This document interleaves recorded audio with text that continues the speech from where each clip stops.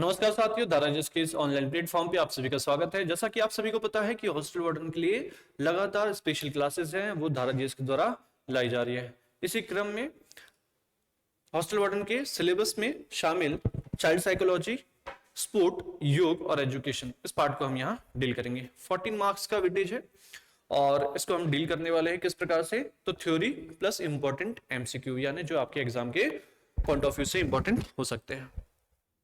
कौन सा topic cover करने वाले हैं, तो पहली क्लास में हम टॉपिक कवर करेंगे, वो है आपका मनोविज्ञान और शिक्षा मनोविज्ञान। चलिए तो प्रश्न लेते हैं। पहला प्रश्न है, मनोविज्ञान शब्द का सर्वप्रथम प्रयोग किसने किया था।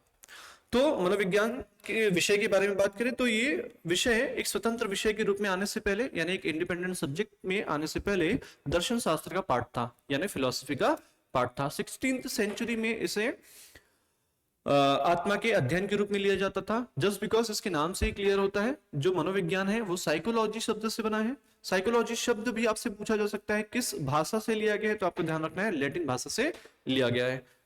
साइकोलॉजी दो शब्दों से मिलकर बना है, साइके एंड लोगस। साइके का मतलब होता है आत्मा और लोगस का मतलब होता है अध्ययन, अर्थात आत्मा के अध्ययन के रूप में लिया गया। एक स्वतंत्र विषय के रूप में जब एक शब्द प्रयोग करने की बात आई तो इसके लिए जो शब्द यूज किया गया वो मनोविज्ञान शब्द यूज किया गया। और उसका पहला प्रयोग किसने किया था, ये आपसे पूछा जा रहा है। प्लेटो, एरिस्टोटल यानी अरस्तु, रुडोल्फ गोइकल या डिकार्ते। तो आपको ध्यान रखना है रुडोल्फ गोइकल ने इस शब्द का पहली बार प्रयोग किया था। चलिए आगे चलते हैं। मनोविज्ञान के द्वितीय चरण मन या मस्तिष्क विज्ञान से संबंधित मनोवैज्ञानिक कौन है, ये आपसे पूछा जा रहा है। तो हमने बात की थी कि 16th सेंचुरी में इसे आत्मा के अध्ययन के रूप में लिया गया। इस विषय का विकास हुआ और मन या मस्तिष्क के विषय के रूप में इसे लिया गया 17th सेंचुरी में। 17th 18th सेंचुरी में इसे माना गया कि मन और मस्तिष्क का अध्ययन है। क्लियर। चूंकि इस विषय का विकास हो रहा था, इसी संदर्भ में चेतना के विषय के रूप में लिया गया 19th सेंचुरी में। क्यों? क्योंकि आत्मा एक वृहद रूप है, ना। आत्मा का जो पार्ट है, यदि भौतिक स्वरूप की बात करें तो उसका कोई भौतिक स्वरूप नहीं है। इसीलिए उस विषय को क्या किया गया, समझने के लिए उसके सब्जेक्ट को धीरे धीरे, या आप बोल सकते हैं उसके क्षेत्र को धीरे धीरे कम किया गया। और वर्तमान में यानी 20th सेंचुरी में, यानी आधुनिक समय में, इसे व्यवहार के विषय के रूप में लिया जाता है। किसे? व्यवहार के विषय के रूप में लिया जाता है साइकोलॉजी को। तो यदि आपसे पूछा जाएगा मॉडर्न ईरा में किस प्रकार से लिया जाता है, तो व्यवहार के अध्ययन के रूप में लिया जाता है, यानी स्टडी ऑफ बिहेवियर ही क्या है, साइकोलॉजी है। अब इस बिहेवियर में दोनों चीजें शामिल है, व्यक्त और अव्यक्त। तो यहां से आपसे उम्मीद की जाती है कि आप ध्यान रखें कि कौन कौन से ऐसे साइकोलॉजिस्ट हैं जो इस विषय के क्रमागत ऐतिहासिक विकास से संबंधित है। ठीक है ना। एक प्रकार से आप क्या लेंगे टॉपिक इसका, तो sequential historical development of psychology, ये आपका टॉपिक है, यानी क्रमागत ऐतिहासिक विकास किसका, मनोविज्ञान का। इसमें आपको बताना रहेगा कि आत्मा, फिर मस्तिष्क, देन चेतना और व्यवहार के अध्ययन के रूप में से लिया जा रहा है, या इसका विकास हुआ है। अब इससे संबंधित जो साइकोलॉजिस्ट हैं वो आपको याद रखना है। तो आत्मा के विषय के रूप में जिन मनोवैज्ञानिकों ने इसे पढ़ा या समझा, तो उसमें आते हैं आपके कन्वेंशनल फिलोसोफर, यानी परंपरागत दर्शन शास्त्री, जो सबसे प्राचीनतम में आते हैं, जिनका नाम आपने सुन भी रखा होगा। एरिस्टोटल यानी अरस्तु, डिकार्ते, इसके अलावा प्लेटो। ये प्रमुख दर्शन शास्त्री हैं जो साइकोलॉजी के आत्मा के अध्ययन, या आप बोल सकते हो सबसे बेसिक स्कॉलर माने जाते हैं। मन या मस्तिष्क के अध्ययन के रूप में जिन्होंने इसको लिया, उसमें आते हैं सबसे फेमस पोम्पोनोजी। कौन आते हैं? पोम्पोनोजी। इसके अलावा टीचनर एंड थॉमस रीड। ये आपको याद करना पड़ेगा, क्योंकि प्रश्न कैसे बन सकता है, तो यहाँ पे हम प्रश्नों के प्रकार भी देखेंगे, टाइप भी देखेंगे, जहां पे आपको इस क्रमागत विकास से किस प्रकार का प्रश्न बन सकता है इस टॉपिक से। तो ये समझ में आ रहा होगा कि आपसे साइकोलॉजिस्ट पूछे जा सकते हैं, आपको मनोवैज्ञानिक पूछे जा सकते हैं किसी एक स्टेज यानी किसी एक चरण के। जैसे यहाँ पे मन या मस्तिष्क चरण जो स्टेज है, उससे आपसे प्रश्न पूछ दिया गया। तो यहाँ पे हम देख रहे हैं पोम्पोनोजी, टीचनर और थॉमस रीड, तीनों ही संबंधित है। तो यहाँ पे आंसर क्या होगा, सॉरी यहाँ पे आंसर क्या होगा, पोम्पोनोजी, थॉमस रीड, टीचनर। तो उपरोक्त सभी क्या होगा, आंसर होगा। तो उपरोक्त सभी क्या होना चाहिए, यहाँ पे आंसर होना चाहिए।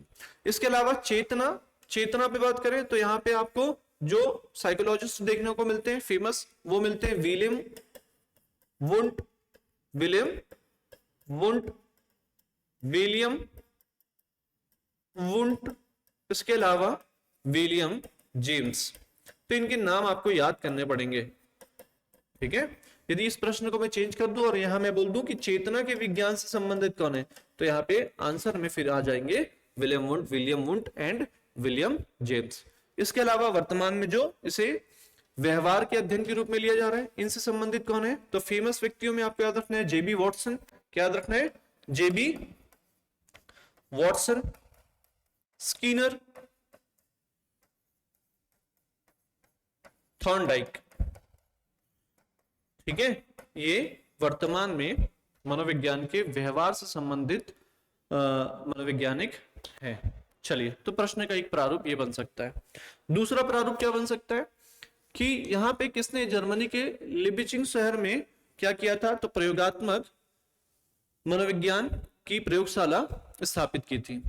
तो प्रैक्टिकल स्टडी के लिए किसके, मनोविज्ञान के, साइकोलॉजी के विलियम वुंट के द्वारा क्या किया जाता है, जर्मन के लिपिजिंग शहर में पहली बार 1879 में, है ना, 1879 में पहली बार एक प्रयोगशाला यानी एक लेबोरेटरी की स्थापना की जाती है। इसीलिए प्रयोगात्मक मनोविज्ञान के फादर कौन माने जाते हैं, तो विलियम वुंट माने जाते हैं। ये दोनों ही चीज आपको याद रखना रहेगा, जिसमें आपसे पूछ सकता है कि उन्होंने पहली बार लेबोरेटरी की स्थापना किसने, कब, कहां पे की थी, तो जर्मनी के लिपिजिंग शहर में याद रखना है। प्लस आपसे पूछ सकता है वो ईयर कौन सा था, तो 1879 है, और वो कौन से मनोवैज्ञानिक थे जिन्होंने इसकी स्थापना की थी, तो याद रखना है आपके विलियम वुंट थे। चलिए आगे चलते हैं।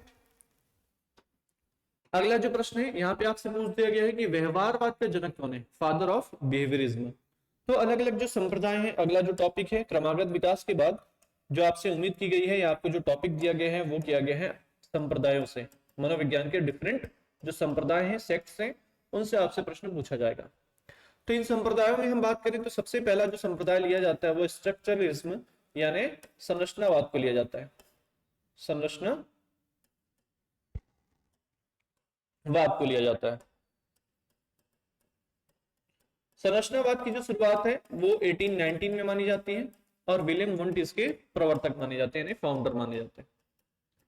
ये एक तरीका था, है ना, ये स्टडी का एक तरीका था। तो सबसे प्राचीनतम या सबसे ओल्डेस्ट प्रोसेस कौन सा था, तो याद रखना है संरचनावाद, जिसकी शुरुआत की थी विलियम वुंट ने 1890 में। इनके ही मित्र, इनके ही सखा विलियम जेम्स ने इसका विरोध किया और नया एक संप्रदाय क्रिएट किया जिसे हम मानते हैं प्रकार्यवाद। क्या मानते हैं, प्रकार्यवाद यानी फंक्शनलिज्म। और इसका जो सपोर्ट है वो किसने किया था, तो जॉन डीवी ने किया था। तो ये भी आपको याद रखना है। आगे बिहेवियरिज्म यानी व्यवहारवाद। व्यवहारवाद से जो व्यक्ति जुड़े हुए माने जाते हैं वो माने जाते हैं आपके जेबी वॉटसन। कौन माने जाते हैं, जेबी वॉटसन। ये अलग अलग प्रकार हैं, ये संप्रदाय हैं किसके, मनोविज्ञान के, जिनके फाउंडर्स के नाम या जिनसे रिलेटेड जो इंपॉर्टेंट मनोवैज्ञानिक हैं उनके नाम आपसे पूछे जा सकते हैं। सिंपल जब क्वेश्चन आपसे पूछा जा सकता है वो कोई भी एक संप्रदाय दे देंगे और उनके फाउंडर आपसे उम्मीद किए जाएंगे कि आप उनके फाउंडर के नाम याद रखें। तो यहाँ पे प्रश्न का एक प्रारूप ये बनता है कि व्यवहारवाद का जनक किसे कहा जाता है, तो व्यवहारवाद के जनक के रूप में हमने देखा कौन आ रहे हैं, जेबी वॉटसन।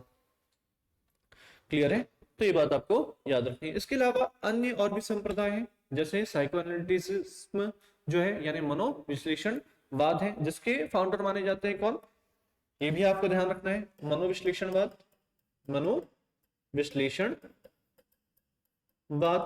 इसके फाउंडर माने जाते हैं कौन, सिगमंड फ्रायड। कौन माने जाते हैं, सिगमंड फ्रायड माने जाते हैं। चलिए आगे किस प्रकार से और पूछा जा सकता है ये भी देखिए। चलिए एक प्रश्न यहाँ पे देखते हैं संप्रदाय से। संप्रदाय में यदि आपसे प्रश्न पूछना है तो इस प्रकार से भी प्रश्न पूछा जा सकता है कि यहाँ पे कौन सा सुमिलित नहीं है या कौन सा कथन असत्य है, ये भी आपसे पूछा जा सकता है। संरचनावाद के विलियम वुंट है, बिल्कुल हमने देखा, तो ये तो असत्य नहीं है। व्यवहारवाद का, बिहेवियरिज्म का, तो बिहेवियरिज्म का मैंने आपको बताया कौन है, जेबी वॉटसन। तो सर यहाँ पे तो विलियम जेम्स लिखा है, मतलब असत्य कथन कौन सा है, ऑप्शन नंबर बी है। ठीक है, विलियम जेम्स को आपको याद रखना है फंक्शनलिज्म यानी प्रकार्यवाद के। तो प्रश्न का प्रारूप समझिएगा कि कैसे आपसे प्रश्न पूछा जा सकता है। इसके अलावा आपको याद रखना है समग्रवाद के कौन है, तो मैक्स वर्दीमर है। कौन है, जेस्टॉल्ट जो है उसके कौन है, तो याद रखना है मैक्स वर्दीमर है। और मनोविश्लेषणवाद के मैंने बोला सिगमंड फ्रॉइड है। तो ये कम से कम मैं उम्मीद करता हूं कि आपको ये 5 संप्रदाय जो है वो याद हो गए। कौन कौन सा, फिर से मैं रिपीट करा देता हूं, आपको यही चीजों को याद करना है। संरचनावाद के विलियम वुंट है। व्यवहारवाद की कौन है, तो जेबी वॉटसन है। व्यवहारवाद की कौन है, जेबी वॉटसन है। प्रकार्यवाद यानी फंक्शनलिज्म की कौन है, विलियम जेम्स है। समग्रवाद यानी जेस्टॉल्ट की कौन है, तो मैक्स वर्दीमर है। और साइको एनालिटिसिज्म की कौन है, तो सिगमंड फ्रॉइड है। तो ये 5 संप्रदाय आपको याद हो गए। कुछ और संप्रदाय हैं, 4 संप्रदाय और बचते हैं, जैसे कंस्ट्रक्टिविज्म यानी निर्मितवाद, मोटिवेशनलिज्म यानी प्रेरकीवाद। ठीक है, इसके अलावा ह्यूमनिज्म, ये आपको याद रखना है, ह्यूमनिज्म यानी मानवतावाद, जिसके जो फाउंडर है वो कौन माने जाते हैं, अब्राहम मैस्लो माने जाते हैं। तो प्रश्न का दूसरा प्रारूप हो सकता है कि जितने भी आपके संप्रदाय हैं उन संप्रदाय को मैच द फॉलोइंग में आपको दे दें। ठीक है, पहला हमने देखा कि जो संप्रदायों से सीधा फाउंडर पूछ लें, प्रश्न का प्रारूप ये बनता है। आपको दूसरा पूछ सकता है कि आपको एक पेयर दे सकता है जिसमें कौन सा सत्य है या कौन सा असत्य है, ये पूछा जा सकता है। तीसरा आपको मैच द फॉलोइंग में दिया जा सकता है। तो संप्रदाय को इन 3 प्रारूपों में ही आपसे प्रश्न में पूछेगा, तो ध्यान रखना है। तो हम बात करते हैं निर्मितवाद, प्रेरकीवाद, मानवतावाद और सहचारीवाद, एसोसिएशनिज्म। तो यहाँ पे कौन किसके फाउंडर है ये आपको बताना है। तो निर्मितवाद है ना, कंस्ट्रक्टिविज्म के जो फाउंडर है वो कौन है, जिन पियाजे। कैसे याद करोगे, तो प्याज। ठीक है, किस चीज का कंस्ट्रक्शन करना है, किस चीज का निर्माण करना है, प्याज का। प्रेरकीवाद मैकडुगल, तो मैगी क्या करती है, लोगों को मोटिवेशन देती है। ठीक है, ऐसा याद रखना है आपको कि मैगी क्या करती है, मैकडुगल है ना, लोगों को प्रेरणा देती है, प्रेरित देती है ना, प्रेरणा देती है। मानवतावाद के अब्राहम मैस्लो हैं। ठीक है, ये आपको याद होना चाहिए, एक याद रखेंगे हमेशा, अब्राहम मैस्लो बहुत फेमस व्यक्ति रहेंगे जो हमेशा, क्योंकि वर्तमान में जो मॉडर्न में जो चल रहा है वो मानवतावादी चल रहा है। ठीक है ना, सबसे बड़ा कॉन्सेप्ट कौन है, तो मानवतावादी है। और साहचर्यवाद यानी साथ साथ चलना, तो साथ साथ कब जा पाएंगे, साहचर्य कब कर पाएंगे, जब घर में लॉक करेंगे।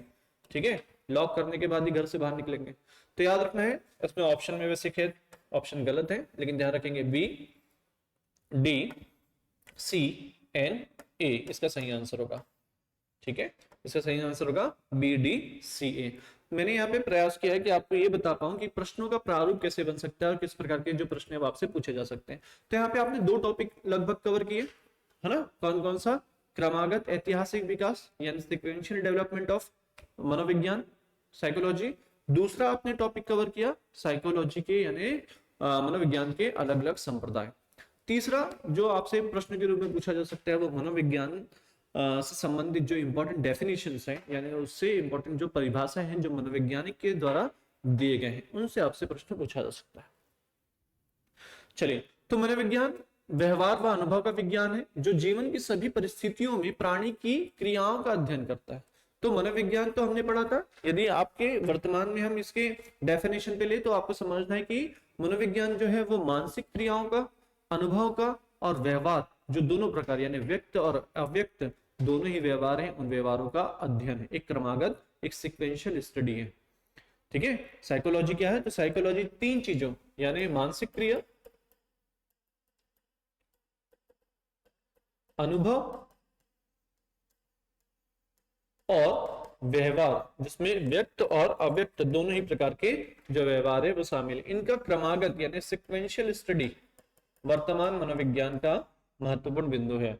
ठीक है, तो यहाँ पर डेफिनेशन दिया गया है, उसमें शामिल है व्यवहार और अनुभव, बिल्कुल है। जीवन की सभी परिस्थितियों में यानी कोई एक पर्टिकुलर एनवायरनमेंट नहीं, सभी प्रकार के एनवायरनमेंट में, सभी प्रकार की परिस्थितियों में प्राणी की क्रियाओं का अध्ययन है। तो ये कथन संबंधित है स्किनर महोदय थे, स्किनर महोदय से। तो ये डेफिनेशंस आपको याद रखने पड़ेंगे जो इंपॉर्टेंट है। आगे चलते हैं। तो मैकडूगल ने बोला है कि सभी जीवित वस्तुओं का, जो भी आपको लिविंग थिंग्स दिख रही है, सभी जीवित वस्तुओं का जो अध्ययन है वो क्या कहलाता है, वो मनोविज्ञान के अंतर्गत आता है या मनोविज्ञान के इंटरेस्ट का है। तो जीवित वस्तुओं से संबंधित जो शब्द है वो मैकडूगल ने किया है। आपको की पॉइंट्स पकड़ने पड़ेंगे क्योंकि आप सभी डेफिनेशन को प्रॉपर एज इट इज याद नहीं रख सकते। तो आपको एक नोट्स बना लेना है इस प्रकार से, की वर्ड्स को क्या करना है, पॉइंट करना है। क्रो एंड क्रो, थोड़े बहुत जो ट्रिक्स हैं वो आपको याद रखना है, और थोड़े बहुत ट्रिक्स में आपको खुद से बनाना है और खुद कुछ में आपको बता रहा हूं। तो यहाँ पे दो वर्ड आए, क्रो एंड क्रो। तो यहाँ पे आप दो वर्ड इससे रिलेटेड याद रख लेंगे। पहला तो बी एंड आर, तो क्रो एंड क्रो है तो बी एंड आर। तो ह्यूमन बिहेवियर यानी मानव व्यवहार एंड मानव संबंध। तो क्रो एंड क्रो महोदय बोलते हैं कि जो मनोविज्ञान है वो मानव व्यवहार और मानव संबंधों का अध्ययन है। किसका अध्ययन है, तो मानव व्यवहार एंड मानव संबंध। क्रो एंड क्रो बोलते हैं कि मानव व्यवहार और मानव संबंध का अध्ययन है कौन, मनोविज्ञान। मैकडूगल बोलते हैं कि जीवित वस्तुओं का अध्ययन है, और वॉटसन बोलते हैं कि जो मनोविज्ञान है वो प्योर एंड पॉजिटिव यानी कैसा, विशुद्ध और धनात्मक विज्ञान है। क्या है, विशुद्ध और धनात्मक। तो यहाँ पे धनात्मक आप याद रख सकते हैं, क्यों, कैसे याद रख सकते हैं, तो वॉट जो यूनिट है वो किसकी होती है, मतलब वॉट जो पावर की यूनिट होती है, इलेक्ट्रिसिटी में यूज की जाती है। जबकि पॉजिटिव एंड नेगेटिव यानी धनात्मक और ऋणात्मक जो शब्द है वो भी प्रयोग किया जाता है किसमें, इलेक्ट्रिसिटी में।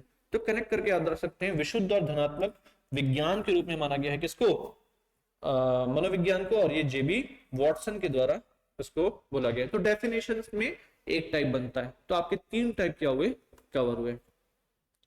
चलिए आगे चलते हैं। मनोविज्ञान वाला जो पार्ट है उसमें आपसे चौथा जो उम्मीद किया जा रहा है इस टॉपिक में या जो आपको कवर करना है वो है भारत में मनोविज्ञान का विकास।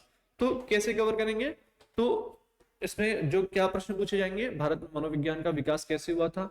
तो आपसे स्टेटमेंट में क्वेश्चन पूछा जा सकता है, जैसे इनमें से कौन सा स्टेटमेंट करेक्ट है, ये आपसे उम्मीद की जा रही है कि आप सत्य कथन बताएं। पहले 1905 में बाजेंद्र नाथ सील ने प्रयोगात्मक मनोविज्ञान के अध्ययन हेतु प्रयोगशाला की स्थापना की थी। 1905 में बिल्कुल बाजेंद्र नाथ सील ने इसकी स्थापना की थी प्रयोगात्मक मनोविज्ञान की, लेकिन ये असफल हो गया था, लेकिन स्टेटमेंट तो करेक्ट है। दूसरा, भारतीय मनोविज्ञान का आधुनिक काल मद्रास विश्वविद्यालय के दर्शन शास्त्र विभाग में 1915 में प्रारंभ हुआ था। हमने बात किया था कि एक इंडिपेंडेंट सब्जेक्ट यानी एक स्वतंत्र विषय के रूप में आने के पहले ये किस विषय का भाग था, तो दर्शन शास्त्र। तो दर्शन शास्त्र डिपार्टमेंट में ही या दर्शन शास्त्र विभाग में ही 1915-16 में मद्रास यूनिवर्सिटी में एक अलग डिपार्टमेंट के रूप में बनाया गया मनोविज्ञान को। तो क्या स्टेटमेंट सही है, नहीं सर। क्यों, क्योंकि मद्रास विश्वविद्यालय नहीं था, वो क्या था, कलकत्ता विश्वविद्यालय था। क्या था, कलकत्ता विश्वविद्यालय। और वर्ष 1915 नहीं क्या था, वर्ष 1916 था। तो यहाँ पे केवल एक कथन क्या है, सही है। तो ध्यान रखना सेकंड स्टेटमेंट कहाँ रहोगे, तो सर जो नया डिपार्टमेंट बनाया गया था उस नए डिपार्टमेंट की स्थापना 1916 में की गई थी, है ना। जो मनोविज्ञान यानी प्रयोगात्मक मनोविज्ञान के रूप में एक नया डिपार्टमेंट बनाया गया था। ये डिपार्टमेंट कलकत्ता यूनिवर्सिटी में बनाया गया था, 1916 में बनाया गया था। और उनके जो एचओडी है यानी विभागाध्यक्ष है वो एन सेन गुप्ता को बनाया गया था। तो ये भी आपसे पूछ सकते हैं, तो ध्यान रखेंगे। एन सेन गुप्ता उस डिपार्टमेंट के क्या थे, विभागाध्यक्ष यानी एचओडी थे, हेड ऑफ द डिपार्टमेंट थे एन सेन गुप्ता। तो एक प्रकार से ये प्रश्न पूछा जा सकता है इस फॉर्मेट में। दूसरा, आपसे सिंपल उम्मीद की जा सकती है कि जो कलकत्ता विश्वविद्यालय में मनोविज्ञान विभाग की स्थापना की गई थी उसका वर्ष क्या था, तो 1910, 1916, 1910 है ना, इसको 12 कर लीजिए, या 1925। तो याद रखेंगे 1916, इसका सही ईयर क्या है, 1916। ठीक है, चलिए शिक्षा मनोविज्ञान के जनक। तो यहाँ पे हमने 4 टॉपिक में आपके मनोविज्ञान को कवर किया। ध्यान से टॉपिक वाइज चीजों को पढ़ेंगे तो बहुत आसान आपको लगेगा। 4 टॉपिक हमने कौन कौन सा कवर किया, तो सर जो बेसिक बातें थी, डेफिनेशन वाली जो पूछी जा सकती है, मनोविज्ञान से संबंधित जो डेफिनेशन है, इंपॉर्टेंट साइकोलॉजिस्ट के। दूसरे, क्रमागत ऐतिहासिक विकास को देखा। तीसरा, हमने देखा कि जो विभिन्न संप्रदाय हैं किससे संबंधित, मनोविज्ञान से संबंधित, और चौथा हमने देखा भारत में मनोविज्ञान के विकास से संबंधित कौन से प्रश्न हैं जो पूछे जा सकते हैं। अगला जो टॉपिक हम स्टार्ट कर रहे हैं, चैप्टर स्टार्ट कर रहे हैं, वो है शिक्षा मनोविज्ञान। शिक्षा मनोविज्ञान क्या होता है? तो शिक्षा मनोविज्ञान, इसकी आवश्यकता होती है एक टीचर को, एक शिक्षक को। जो स्पेशल लर्नर होते हैं या स्पेशल चाइल्ड होते हैं, इनको किस प्रकार से सिखाना है, उनके अधिगम में किस प्रकार से चेंजेस लाना है, यानी उनके लर्निंग प्रोसेस में किस प्रकार से चेंजेस लाना है, ये कहलाता है क्या, शिक्षा मनोविज्ञान। मतलब किसी छात्र के आवश्यकता और उसकी रुचि के हिसाब से उनको सिखाना, ये है क्या, शिक्षा विकास का, सॉरी, शिक्षा मनोविज्ञान का मुख्य आधार या विषय। तो पहली बार शिक्षा मनोविज्ञान के जो जनक है या फादर है, वो कौन माने जाते हैं, आपसे प्रश्न पूछा जा रहा है। William wound, William James, Edward Thorndike और मैकडूगल। तो एडवर्ड थॉर्नडाइक जो है वो शिक्षा मनोविज्ञान के यानी एजुकेशन साइकोलॉजी के फादर माने जाते हैं। ये आपसे प्रश्न पूछा जा सकता है। आगे चलते हैं, दूसरा जो प्रकार वही रहेगा किसी भी चैप्टर से कि आपसे डेफिनेशन पूछे जा सकते हैं। तो इंपॉर्टेंट साइकोलॉजिस्ट की डेफिनेशन याद रखना। तो यहाँ पे एक डेफिनेशन दी हुई है शिक्षा मनोविज्ञान, है ना, शिक्षा मनोविज्ञान से संबंधित। पहला जो हमने डिस्कस किया था वो मनोविज्ञान से संबंधित है, यहाँ पे जो डेफिनेशन है वो शिक्षा मनोविज्ञान से संबंधित है। तो शिक्षा मनोवैज्ञानिक, मनोविज्ञान, है ना, शिक्षा मनोविज्ञान, वैज्ञानिक नहीं आएगा, क्या आएगा, शिक्षा मनोविज्ञान मनोविज्ञान की एक ब्रांच है। क्या है, मनोविज्ञान की एक ब्रांच है जिसमें सीखने और सिखाने की प्रक्रिया शामिल होती है। ये बात किसने बोली है? मतलब शिक्षा मनोविज्ञान, मनोविज्ञान की तो ब्रांच है जिसमें क्या शामिल होता है, लर्निंग एंड टीचिंग, यानी सीखने और सिखाने, दोनों ही चीजें शामिल होती है। तो ये बात बोला था किसने, स्किनर महोदय ने। किसने बोला था? स्किनर महोदय ने बोला था। इसके अलावा आपको एक डेफिनेशन का एक पार्ट भी ये भी पता होना चाहिए। जो दूसरा डेफिनेशन है, जो प्रमुख डेफिनेशन है, वो है काल्सनिक का। किसका? काल्सनिक का। काल्सनिक ये मानते हैं कि जो शिक्षा मनोविज्ञान है उसने मनोविज्ञान के जो सिद्धांत है और परिणाम है ना, उसको शिक्षा में अनुप्रयोग करने की जो परमिशन है वो दी है। क्लियर है? जो मनोविज्ञान के जितने भी सिद्धांत और परिणाम है उसका प्रयोग शिक्षा में, एजुकेशन में आज हो रहा है, तो वो किसके कारण हो रहा है? शिक्षा मनोविज्ञान। मतलब एजुकेशन में मनोविज्ञान के डेफिनेशंस को या उनके प्रिंसिपल्स को या उनके परिणामों को यदि लागू कर पा रहा है तो वो पॉसिबल हुआ है, वो किसके कारण? तो याद रखते हैं, शिक्षा मनोविज्ञान के कारण। तो ये आप याद रखेंगे, मनोविज्ञान के जो सिद्धांत यानी प्रिंसिपल्स हैं, रिजल्ट्स यानी परिणाम है, ये शिक्षा के क्षेत्र में लागू किए जा रहे हैं, क्षेत्र में इनके अनुप्रयोग हो रहे हैं। ये पॉसिबल हुआ है जस्ट बिकॉज तो शिक्षा मनोविज्ञान। तो डेफिनेशन ध्यान रखना है आपको, बोलने का मतलब ये है, ध्यान रखेंगे। ठीक है, चलिए आगे चलते हैं। शिक्षा मनोविज्ञान में अब यहाँ पे आपसे उम्मीद की जा सकती है कि आप कुछ क्या करें, तो कंडीशनल जो क्वेश्चन है उसका आंसर दें। शिक्षा मनोविज्ञान में डैश का अध्ययन किया जाता है, शिक्षा की उपयोगिता का, सीखने तथा शिक्षण की प्रक्रिया का, मनोविज्ञान के नियमों के उपयोग का या समस्याओं के मनोवैज्ञानिक समाधान के तरीकों का। ध्यान से समझेंगे। हमने अभी बात की थी कि जो शिक्षा मनोविज्ञान है वो एक शिक्षक से संबंधित है कि कैसे वो आवश्यकताओं और रुचियों के आधार पर एक बच्चे को सिखाने में सफल होता है। तो यहाँ पे आपको कौन सा ऐसा जो पॉइंट है वो दिख रहा है, तो याद रखना, सीखने और शिक्षण की प्रक्रिया का हिस्सा है क्या? शिक्षा मनोविज्ञान। शिक्षा की उपयोगिता बताना है, इंपॉर्टेंस ऑफ एजुकेशन बताना जरूरी नहीं है, ठीक है, ये उसका विषय नहीं है। मनोविज्ञान के नियमों का उपयोग करना, ऐसा तो है नहीं कि जो मनोविज्ञान में मैं सीख के आया हूँ उन विषयों को या उन प्रिंसिपल को मैं क्या करूं, सिखाने का प्रयास करूं। और समस्याओं के मनोवैज्ञानिक समाधान के तरीका, यहाँ पे कोई भी ऐसा तरीका नहीं खोजना है। शिक्षा मनोविज्ञान का सिंपल सा मीनिंग आपको याद रखना है कि कैसे बच्चों की आवश्यकताओं के आधार पे नए नए इन्वेंशन करके उनको उनकी पढ़ाई को इजी किया जा सकता है। मनोविज्ञान जो मनोवैज्ञानिक जो विशेष समूह के बालकों यानी स्पेशल चाइल्ड के लिए जो शिक्षण अधिगम प्रक्रिया है का अध्ययन कक्षाओं में करते हैं, जिसे डैश बोला जाता है। तो ऑब्वियस सी बात है, क्या बोला जाएगा? शिक्षा मनोवैज्ञानिक। यानी एक व्यक्ति जो एक छात्र पे नजर रखता है, जो कैसा छात्र है? तो विशेष छात्र है ना, वह हैंडीकैप्ड हो सकता है, उसकी बुद्धि मंद हो सकती है, उसके सीखने की जो आप बोल सकते हैं स्पीड है, गति है, वो क्या हो सकती है, कम हो सकती है। ऐसे छात्र को अलग अलग तरीके से पढ़ाना ये कहलाता है आपका, या उसको सिखाने में मदद करना, ये कौन व्यक्ति करता है, तो शिक्षा मनोवैज्ञानिक इन चीजों को समझने का प्रयास करता है, उसके द्वारा प्रिंसिपल्स बनाए जाते हैं और ये ट्रेनिंग के थ्रू जो टीचर्स हैं उनको पढ़ाया जाता है। तो ये एक प्रोसेस है, ध्यान रखना। शिक्षा से मेरा अभिप्राय बच्चों और मनुष्यों के शरीर, मन और आत्मा के सर्वोन्मुखी विकास से है। तो टोटल डेवलपमेंट की बात की है, मतलब बॉडी भी, मन भी और आत्मा भी, शरीर मन और आत्मा सभी के विकास से संबंधित जो एजुकेशन है, ऐसा एजुकेशन बच्चों को दिया जाना चाहिए जिससे उनका सर्वोन्मुखी विकास हो। ये बात किसने बोली है? स्वामी दयानंद सरस्वती, स्वामी विवेकानंद जी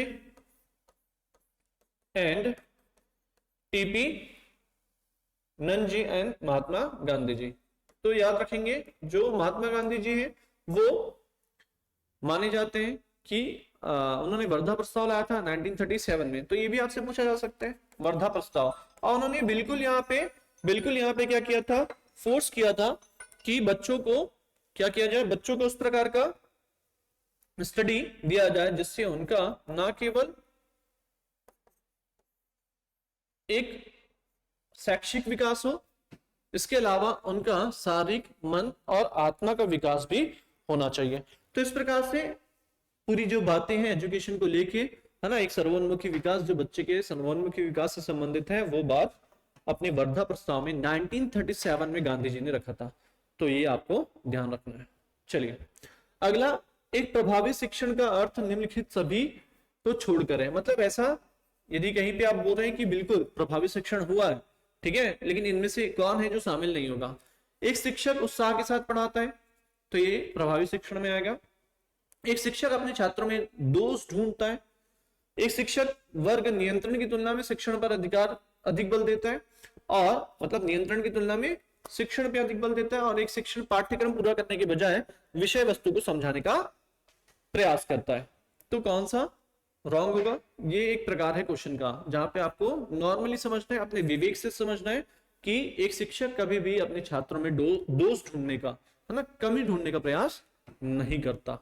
ठीक है, तो ये कैसा क्वेश्चन का प्रकार होगा? तो ये क्वेश्चन का ऐसा प्रकार है जहां पे आपको अपने विवेक से नॉर्मली समझ जाना है। ठीक है, ये डेफिनेशन का था, मैंने आपको बताया, इंपॉर्टेंट डेफिनेशन आपको याद रखना है। ठीक है, और उसमें भी जो महान लोग हैं या कोई ऐसे व्यक्ति मिल रहे हैं जिनके द्वारा जो डेफिनेशन दिया गया है, जो है ना पर्सनैलिटी, बड़ी पर्सनैलिटी है, तो उनके डेफिनेशंस को और ध्यान से पढ़ेंगे। जैसे विवेकानंद जी हो गए, ठीक है, दयानंद सरस्वती जी हो गए, महात्मा गांधी जी हो गए, अरस्तु की यदि कोई डेफिनेशन है तो वहां पे बिल्कुल ध्यान रखना है। छात्रों के अनुकूल चरित्र निर्माण में सबसे अधिक महत्वपूर्ण भूमिका किसकी होती है? पहला, अध्यापक के उपदेशों की। दूसरा, स्वयं अध्यापक के आदर्श चरित्र की। तीसरा, सहपाठियों के व्यवहार की। और बाहरी लोग के व्यवहार की। तो ध्यान रखेंगे जो छात्र है वो अपने शिक्षक के व्यवहार और चरित्र को देखकर ही क्या करता है, सीखता है। जैसा छात्र बिहेव करते हैं उन्हीं चीजों से वो अपने आप को महसूस करता है। तो यहाँ पे सही आंसर क्या होगा? स्वयं छात्र के आदर्श और चरित्र की। चलिए अगला प्रश्न है, आपकी कक्षा में कुछ छात्र विशेष रूप से मंदग्राही हैं, मतलब उनकी जो लर्निंग प्रोसेस है वो स्लो है। आप क्या करना पसंद करेंगे? पहला, उन्हें अलग से पढ़ाएंगे, क्या आपके पास इतना समय है? दूसरा, उन्हें सामान्य छात्रों के साथ अधिगम की अनुमति देंगे, मतलब उनको नॉर्मल छात्रों के साथ कंटिन्यू कर देंगे। उन्हें निचली कक्षा में उन्नत, यानी उनको यदि वो क्लास 5th में है तो 4th में बैठा देंगे, 1 साल और पढ़ ले बेटा, ठीक है। या विशेष अधिगम कार्यक्रम की व्यवस्था करेंगे, यानी स्पेशल लर्निंग प्रोग्राम की व्यवस्था उस बच्चे के लिए करेंगे, यानी अलग अलग तरीके से समझाएंगे, ठीक है, प्रैक्टिकली कुछ चीजों को शो करके दिखाएंगे। तो यहाँ पे सही आंसर क्या होना चाहिए? बिल्कुल उसके लिए कुछ अलग अलग तरीके से कुछ कार्यक्रम कराएंगे। या आपने एग्जाम्पल के तौर पे देखा होगा तारे जमी पे जो मूवी है, वहां पे वो बच्चों को अलग अलग तरीके से समझाने का प्रयास करते हैं। ठीक है, चलिए, बालक के सर्वांगीण विकास का उत्तरदायित्व होता है शिक्षक पर, स्वयं बालक पर, समाज पर, शिक्षक और माता पिता दोनों पर। तो ऑब्वियस सी बात है, बच्चे के सर्वांगीण विकास का जो उत्तरदायित्व होता है वो माता पिता पर, शिक्षक पर, दोनों पर ही होता है। अगला जो प्रश्न है मनोविज्ञान शिक्षा का आधारभूत विज्ञान है, या है ना, ये जो परिभाषा है ये किसने दिया था, डेविस, बीएफ स्किनर, जीन पियाजे, या नन ऑफ दिस। तो इसका आंसर आप कमेंट बॉक्स में कमेंट करके देंगे। आई होप आपको ये वीडियो पसंद आई होगी। Thank you so much.